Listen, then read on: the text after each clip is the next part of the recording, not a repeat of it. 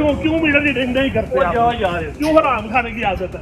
बताएं क्यों आपका महकमा इस तरह कर रहा है? कोई नहीं कर रहा यार। दफ्तरी काम बहुत ज्यादा है। बोले ना। ओ यार छोड़ो बोले ना, यार, छोड़ो यार, किधर जा रहे हैं? छोड़ो इसको। क्यों रीडर हैं मेरे साथ हैं और ये हर माह तकरीबन अपनी रीडिंग करने यहाँ पर नहीं आते। इनसे हम पूछते हैं, आज भी एसडीओ को फोन किया, इनको फोन किया, उसके बाद ये शाम को आए। झूठ बोल रहे हैं, ये बिल्कुल झूठ बोल रहे हैं। हम अपने टाइम पे आते हैं। ये टाइम पे आए हुए हैं आप? बिल्कुल टाइम पे आए। टाइम है आने ये का? बिल्कुल टाइम है हमारा। आप अल्लाह को आज़ा नाज़र जान के कहें, आपको फोन नहीं किया मैंने? तो फोन किया तो किया। आप आए थे?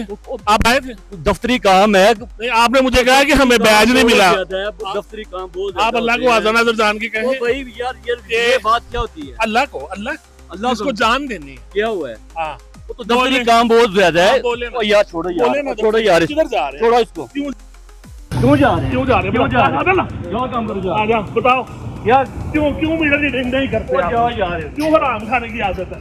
बताएं क्यों आपका महकमा इस तरह कर रहा है? कोई नहीं कर रहा यार।